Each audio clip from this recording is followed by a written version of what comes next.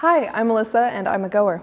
I was raised in a Christian home, and from a super young age, I was that really weird kid that really loved the Lord. So much so that even in 6th grade, we were promoting to junior high, and I was prompted with the question of what do you want to be when you grow up? And everybody was writing it on their blackboards, and I wanted to be a pro soccer player and a missionary, which is so beyond me because the soccer player is not as much anymore, but the missionary is still what I'm pursuing. So I continued pursuing the Lord through middle school, and then in high school, I met true disappointment for the first time, felt like the Lord had turned his back on me, and then just grew incredibly apathetic towards the faith. And that carried on for several years, but tail end of my junior year, kind of beginning of my senior year, I felt the Lord calling me home, and that is just so entirely his grace. The Lord met me where I was at and pulled me out of the muck and mire. I pursued him again, reoriented my heart towards missions again.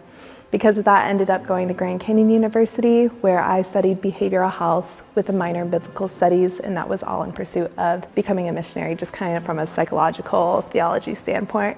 But I had the greatest time there, and worked at a group home for foster girls after I graduated, still out in the Phoenix area. It was the sweetest time ever, but the summer before I had graduated, I did the Camino de Santiago. It's a 500-mile pilgrimage starting in the south of France, going through the north of Spain with a really good friend, and we finished in the city called Santiago de Compostela in Spain. So I learned kind of a bit more about GoCorps and the ministry that I'd be involved with. So what I'm going to be doing in Spain is working with a nonprofit. There's kind of a two-part ministry. One's called Apotheca, and that's working with more marginalized folks in the community in a sort of business community development mindset. And what they do is have a ministry for impoverished families, one for underpaid farmers in the community, and one for vulnerable women. So really excited to have a hand in that. And then the other part is called the Pilgrim's House, and that's the ministry that I found upon completing my Camino. And what they do is offer incredibly practical resources to the pilgrims.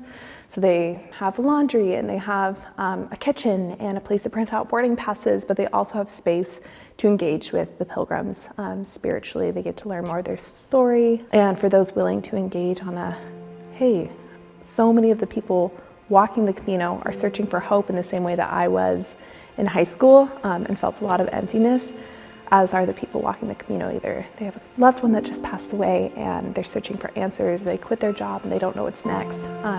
We get to kind of meet them where they're at and kind of do life with them and share about the God of hope. So yeah, I'm really excited for this opportunity, and the Lord is so kind to kind of bring about such a full circle thing from little 6th grade Liz wanting to pursue missions, and now that's being what I step into in a couple months. Really excited about it.